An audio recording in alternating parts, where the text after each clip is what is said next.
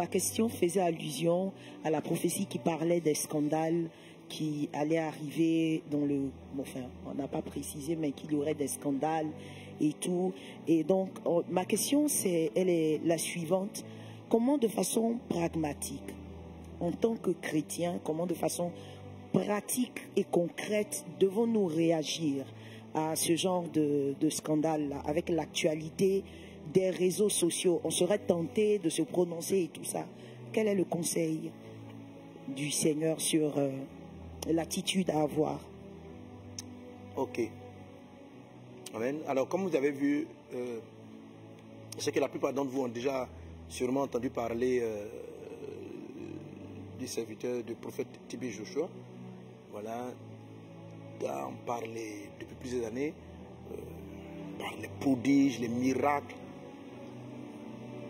et les temps de prière, etc. Donc la prophétie annonce que le monde évangélique va être secoué par des scandales. Et ça, c'est le premier, un des plus grands. Et je te le dis, il y en aura d'autres durant le long de l'année. Alors, la question de Pasteur Prisca est très importante parce que ta réaction est très importante.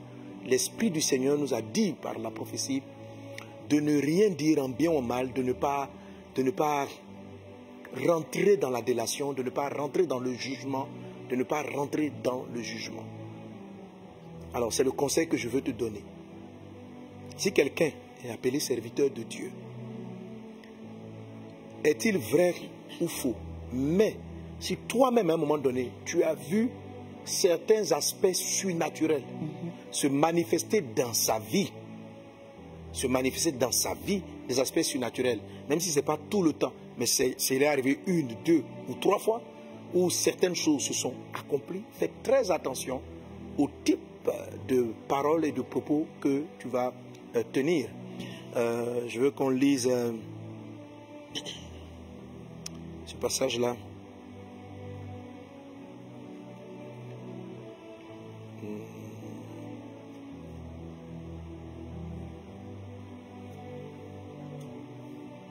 Je le retrouve rapidement.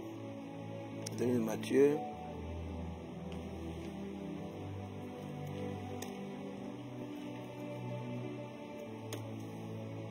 Bon, c'est un passage qu'on connaît bien. Hein.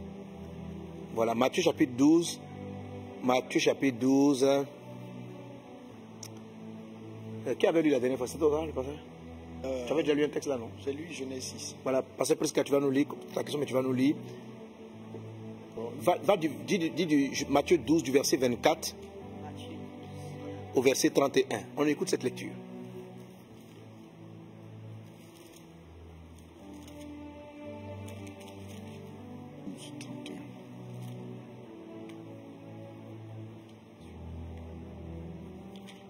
Matthieu 12 du verset 24 au verset 31. Il est écrit: les pharisiens ayant entendu cela dire, cet homme ne chasse les démons que par Belzébul, prince des démons. Comme Jésus connaissait leurs pensées, il leur dit, tout royaume divisé contre lui-même est dévasté, et toute ville ou maison divisée contre elle-même ne peut subsister. Si Satan chasse Satan, il est divisé contre lui-même. Comment donc son royaume subsistera-t-il? Et si moi, je chasse les démons par Belzébul, vos fils, par qui les chassent-ils? C'est pourquoi ils seront eux-mêmes vos juges. Mais si c'est par l'Esprit de Dieu que je chasse les démons, le royaume de Dieu est donc venu vers vous. Ou, comment quelqu'un peut-il entrer dans la maison d'un homme fort et piller ses biens sans avoir auparavant lié cet homme fort? Alors seulement il pillera sa maison. Celui qui n'est pas avec moi est contre moi, et celui qui n'assemble pas avec moi disperse.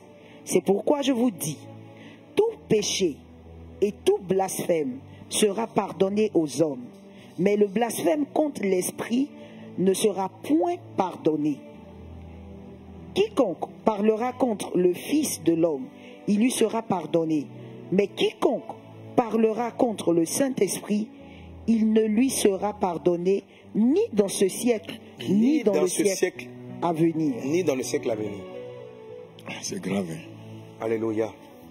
Gloire à Dieu. Est-ce que vous avez noté ce passage? Voilà, vous voyez, il y a des choses pour lesquelles vous devez extrêmement faire attention. Alors, de quoi est-ce qu'il s'agit dans cette histoire? Jésus-Christ a guéri un muet. Et ça fait du bruit dans la ville. Les pharisiens, par jalousie, par beaucoup de choses, ont commencé à dire non, ne le suivez pas. Cet homme, il opère des miracles, pas par Dieu, mais par Belzébul. C'est le prince des ténèbres qui lui donne ses pouvoirs. Donc, faire voir les aveugles, parler les muets, etc. Et c'est là que Jésus a parlé du blasphème contre le Saint-Esprit. Alors, un des sens du blasphème contre le Saint-Esprit serait donc le fait d'attribuer les œuvres du Saint-Esprit au diable, au démon, à Satan. Le fait de les attribuer. Donc de qualifier un mouvement du Saint-Esprit comme étant un mouvement du diable.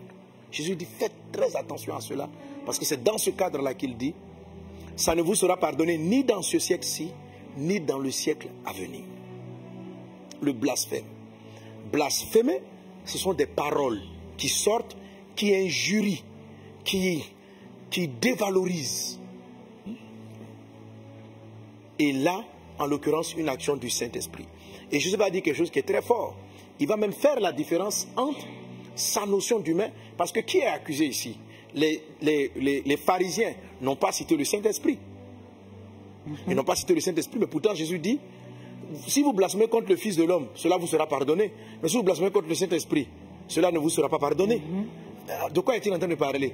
Quand ils ont blasphémé, est-ce qu'ils ont blasphémé contre le Saint-Esprit ou est-ce qu'ils ont blasphémé contre Jésus? Et tu vois la différence, tu vois l'élément? Alors, regarde bien la phrase de Jésus. Jésus dit, donc là, comme vous pouvez ramener le verset, il dit cette phrase-là, tout péché, si vous blasphémez contre le Fils de l'homme. Lorsque Jésus utilise l'expression Fils de l'homme, il est en train de parler de sa nature humaine. Tu peux ramener le texte. Il dit, quiconque parlera contre le Fils de l'homme, il lui sera pardonné. C'est-à-dire, on sait qu'il s'agit de Jésus, Christ lui-même, mais tu peux dire, mon enfance, ma vie, en tant qu'humain, ça peut être pardonné. Mais quand l'Esprit est venu sur moi, et c'est lui qui est en train d'opérer au travers de moi, il faut faire très attention. Il faut faire très attention. Amen.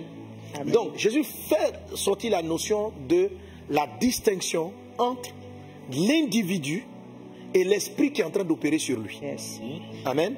Amen. Parce que tu conçois avec moi que les gens, les pharisiens, n'ont pas dit quelque chose contre le Saint-Esprit, n'ont pas dit ce n'est pas le Saint-Esprit, n'ont pas sorti la phrase. Mais ils ont attribué un miracle opéré par Jésus, Fils de Dieu, Yes. à des démons. Jésus dit, bon, moi, si c'est ma personne, il n'y a pas de problème. Mais comment dissocier la personne de Jésus à l'action du Saint-Esprit dans sa nature humaine? Bon, mais il faut arriver à trouver sa nature humaine et puis pouvoir dissocier les deux. Donc l'idéal, en fait, mon ami, c'est de te taire. C'est de te taire. Alors pourquoi Jésus-Christ fait cette distinction et pourquoi Dieu nous met en garde de ne pas, de faire très attention à la manière dont nous qualifions les choses? Il faut savoir comment fonctionne le manteau prophétique et le manteau du Saint-Esprit. Comment est-ce qu'il opère? Comment est-ce qu'il travaille? Un des passages très intéressants, je pense que je demanderai au pasteur Ouadja ou à Yannick, au pasteur Yannick. J'ai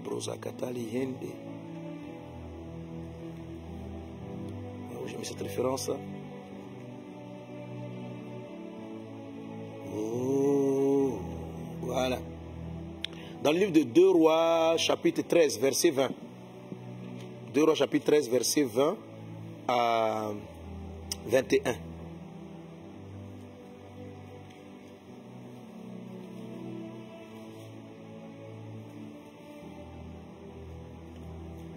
Deux Rois 13, verset 20 à 21. Oui. Élisée mourut et on l'enterra. L'année suivante, des troupes de Moabites pénétrèrent dans le pays. Et comme on enterrait un homme, voici, on aperçut une de ces troupes. Et l'on jeta l'homme dans le sépulcre d'Élisée. L'homme alla toucher les os d'Élisée. Il reprit vie et se leva sur ses pieds. Amen. Amen. Voilà. Le prophète Élisée est mort. Ça, c'est la mort physique. Il est mort physiquement jusqu'à devenir un squelette. Malgré qu'il soit mort jusqu'à devenir un squelette, le manteau prophétique était resté. Et un mort qu'on a jeté dans le tombeau est revenu à la vie parce que la puissance était toujours opérante malgré qu'il soit mort. Yes. Qu'est-ce qu'ils sont en train de dire par rapport au Saint-Esprit et à l'action du Saint-Esprit? Il peut arriver qu'un homme sous l'onction meure sur le plan spirituel, s'éteigne sur le plan spirituel, dévie de la voix de Dieu sur le plan spirituel. Mais n'empêche que Dieu ne se répand pas de son onction et de ses dons. Amen. Les dons seront toujours opérants. Wow. La présence peut être là. Pendant que lui-même il est mort, il n'a pas besoin d'être vivant. Pendant qu'il est mort, les ossements là n'ont pas de vie. Élisée ne fait plus rien. Mais la puissance était toujours active. Wow. C'est cette puissance-là du Saint-Esprit que Dieu dit de ne pas agresser, de ne pas, il ne faut pas en parler, il faut la laisser. Parce que ça va te créer de sérieux problèmes et des péchés qui ne seront ni pardonnés dans cette vie-ci, ni dans la vie future. Il dit dans ce siècle-ci, ni dans le siècle à venir. C'est quel péché qu'on ne pardonne pas sur 2 ou 3 siècles d'affilée. Ok? Donc, il faut faire très attention, je vous en supplie par les compassions de Dieu, faites très attention. Des hommes de Dieu, des hommes au moins à un moment donné par Dieu, peuvent s'éteindre, peuvent pécher, peuvent se détourner de Dieu, l'orgueil, en tout cas beaucoup de choses peuvent leur arriver. Mais même si cela venait à leur arriver, et c'est cette grâce-là que David a saisie, spirituellement parlant. Amen. Saül qui avait été oint par Dieu, Saül qui avait été oint par Dieu comme roi, s'est éloigné de son Dieu, au point d'aller consulter des invocateurs de mort. Autrement dit, quelqu'un aurait pu dire que Saül est rentré dans la nécromancie. Saül est rentré dans des pratiques abominables. Oui, il peut arriver, si ça arrivait à Saül, que des hommes de Dieu qui à un moment donné ont reçu vraiment un manteau divin, à un moment donné puissent aller invoquer parce qu'ils cherchent des réponses spirituelles. Saül, avant, quand il invoquait Dieu, Dieu lui répondait. Il va dire à la nécromancienne, il va lui expliquer. Il dit au prophète, j'ai cherché Dieu de la manière dont tu le cherchais, par l'Urim, le Tunim, il va citer tous ces moyens-là. Dieu ne lui a pas répondu. Et il est parti voir la nécromancie. Beaucoup de personnes qui à un moment donné ont été utilisées par Dieu, voyant que ils n'ont plus le même retour, sont prêts à aller se livrer à des esprits. Je veux dire à tous mes frères, serviteurs et servantes de Dieu, le salut, gardez votre foi, allez au ciel est plus important que la gloire que vous aurez sur la terre. Amen. Tu vas mourir tôt ou tard. Amen. Avant toi, il y a eu des prophètes, il y a eu des pasteurs qui sont morts. Tu vas partir. Ne vends pas ton âme pour la gloire. Ne vends pas ton âme aux ténèbres pour la notoriété. Ne vends pas ton âme, je t'en supplie. Si cette vidéo tombe sur quelqu'un qui est en train de tomber dans la chute de Saül, je t'en supplie par les compassions de Christ, reviens à ton Dieu. Amen. Dieu parle encore. Humilie-toi. Même s'il a dit que tu vas mourir, on a parlé des décrets prophétiques. Il dit tu mourras, mais si tu te répands de tes mauvaises œuvres et que tu reviens au Seigneur, tu seras pardonné. Amen. Dans sa miséricorde, il va te rétablir. Parce qu'il ne se répand pas de son onction. Ça, c'est pour la personne en ce qui concerne le prophète, celui qui a été utilisé par Dieu un temps soit peu. Amen. Amen. Mais, pour la personne qui est extérieure, Dieu t'interdit. Et Saül, David l'a compris. Lorsque l'opportunité ou bien l'occasion lui était donnée de mettre fin au jour de Saül, il va sortir cette phrase: on ne portera pas la main sur loin de l'Éternel. Il n'a pas voulu voir celui qui s'était détourné de la voie de Dieu. Il a simplement voulu voir qu'un jour, il y a eu un manteau royal prophétique qui est venu se mettre sur sa vie. Amen. Et il a respecté le manteau, il a respecté l'onction. Il n'est pas rentré, il n'a pas vu ça comme étant l'occasion de critiquer et de dire des choses. Voilà. C'est la raison pour laquelle, ne connaissant pas l'origine des gens, ne sachant pas par rapport au prophète Tibi Joshua, est-ce que tu es obligé de parler? Prends ta route, tu vas avancer. C'est vrai. Fais ce que tu as à faire. Ne rentre pas parce que effectivement, certains peuvent avoir des puissances d'origine démoniaque. Mais si tu te trompes, si tu vas attribuer quelque chose que le Saint-Esprit est en train de faire à Satan, si tu te trompes, si tu as affaire à quelqu'un qui est comme ça, qui a connu Dieu, qui a été utilisé par Dieu, et puis à un moment donné qui se détourne de Dieu, mais n'empêche que le manteau est tout le temps là. Même Élisée mort, le manteau était là. Ça n'a rien à voir avec la personne. Ça n'a rien à voir avec la personne. Donc certains ont critiqué des œuvres que Dieu a bâties à un moment donné, des grandes œuvres avec certains, et ils ont fini par s'éloigner de Dieu. Et vous allez les juger par rapport à le fait qu'ils soient éloignés de Dieu pour dire donc que tout ce qu'ils ont fait jusqu'à présent, ça ne peut pas être le Saint-Esprit. Mais en le faisant, vous blasphémez contre le Saint-Esprit. Vous attribuez une œuvre du Saint-Esprit à des démons. Et dès cet instant-là, il faut savoir ceci. Quand une fois j'ai demandé à Dieu, ça veut dire quoi, on n'est pas pardonné? L'Esprit me dit, je n'ai pas dit la condamnation qui arrive. Je dis simplement que ça ne t'a pas pardonné. Autrement dit, ce crime-là, tu vas le payer. On ne peut pas le porter à la croix. Donc, la condamnation qui vient avec ça, là, tu vas l'assumer. Et la condamnation est diverse et variée. On ne peut pas dire exactement ce qui va arriver. Mais une des choses que Dieu m'a dites et qui arrive le plus souvent, c'est que cette manière de faire disqualifie le critiqueur et le calomniateur, le disqualifie de la même grâce. Ça le disqualifie systématiquement de la même grâce. Là, si quelqu'un a bâti des maisons par l'Esprit de Dieu, il a construit un temple par l'Esprit de Dieu, Dieu lui a parlé, il a construit un temple, il a fait des choses par l'Esprit de Dieu, et que toi tu te lèves, tu dis non, c'est parce qu'il fréquente les francs menuisiers, c'est parce qu'il fait ça. Dieu, l'Esprit du Seigneur a fait le travail, et toi tu commences à qualifier ça. Il faut savoir que dès cet instant, ce n'est pas dire que tu vas aller en enfer, mais tu seras déchu de bâtir quoi que ce soit pour Dieu. C'est-à-dire que comme Dieu a accordé la grâce, Dieu ne va pas te pardonner. Ça ne te sera pas pardonné. Tu seras toujours un pasteur avec un petit bâtiment de rien du tout. Tu seras condamné. Parce que toi, tu dis que le Saint-Esprit n'est pas capable de faire construire un grand bâtiment, à moins qu'on ne soit allié. C'est fini. Donc si Dieu avait prophétisé dans ta vie au préalable que tu devais construire des temples partout, tu n'en construiras pas. C'est terminé. C'est la raison pour laquelle beaucoup de pasteurs, ils ne peuvent pas bâtir. Ils ne peuvent pas bâtir parce qu'ils ont critiqué. Dans la critique, un jour ils sont tombés sur vraiment un démon qui a bâti, tu avais raison, ce n'était pas le Saint-Esprit. Mais un jour tu as critiqué un bâtisseur qui le faisait par le Saint-Esprit, parce que tu as surpris 2 ou 3 attitudes qui sont négatives, tu te dis, ah, s'il se comporte mal aujourd'hui, c'est que c'est un faux prophète. Oui, peut-être à l'instant là, il est en train de mal prophétiser. Mais Saül devant la nécromancienne, le Saül qui a été oint par Samuel, ce n'est pas la même personne.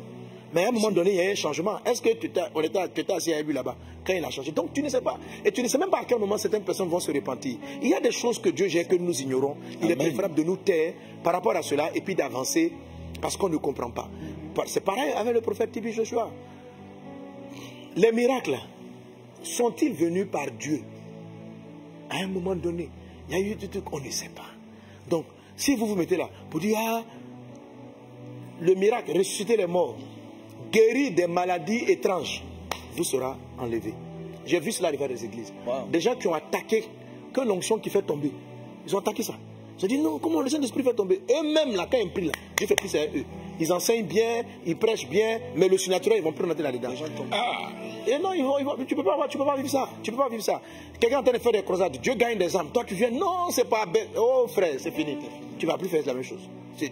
Tu vas prier après, Père, utilise-moi. Ça ne viendra pas. Ça ne viendra pas. Ça, lentement, on ne te pardonne pas. Maintenant, après, les autres, là, tu vas aller au paradis parce que tu as cru au Seigneur Jésus. C'est fort. Tu vas aller au ciel. Alléluia. Que Dieu te bénisse. Donc, gardez-vous. Dieu dit cette saison-là. Et quand cela va arriver, alors pourquoi des scandales comme ça vont arriver? À cause du manteau du réveil qui arrive. Ok? Il y a une grande abondance qui arrive. Donc, quand Satan a entendu des prophéties du genre, il y a un grand réveil. Parce que ça fait des années que nous tous et que tous les prophètes annoncent un grand réveil. Qui va se manifester par des choses qu'on n'a jamais vues. Qui va se manifester par des choses qu'on n'a jamais vues. Donc, avant que ça n'arrive, Satan va t'amener à blasphémer contre ce que Dieu pourra faire avec toi. De sorte que tu ne sois pas pardonné et qu'au moment où l'abondance va arriver, toi tu ne rentres pas. Si Dieu annonce l'abondance de la finance, c'est-à-dire le Saint-Esprit a fait prospérer quelqu'un, tout ce qui touche était béni. Et puis toi tu te mets là, le monsieur là il s'enrichit parce qu'il travaille avec telle loge, il s'enrichit. Quand l'abondance financière va arriver là, toi, tu verras mais tu n'entreras pas. C'est parce que Élisée a prophétisé sur le garde, le porteur de Cannes. Il dit tu verras, mais toi tu ne vas pas manger. L'Esprit Saint est venu dire que demain il y aura à manger en abondance. Lui, il se lève pour dire, ça là, ça ne peut jamais arriver. Il est mort, il a vu la nourriture, il n'a pas mangé, il n'a pas profité. Donc, il y a un grand réveil qui s'apprête à arriver. Les choses qu'on a vues avec le prophète Tibi Joshua vont arriver encore plus graves. Amen. Alors, Amen. dès cet instant, tous les ouins qui sont potentiellement préparés à rentrer dans cette dimension, à ce genre de miracle-là, sont dans leurs propos, ils vont se disqualifier bientôt. Ils vont, tu veux rentrer, tu veux juger, tu veux apporter ton avis, frère, il faut te taire et puis tu vas avancer ta vie. Parce que tu sais que tu ne sais pas, il ne faut pas que tu ne sais pas. Que Dieu vous bénisse abondamment. J'ai pris du temps sur cette question, je la trouve tellement importante. Que Dieu nous garde.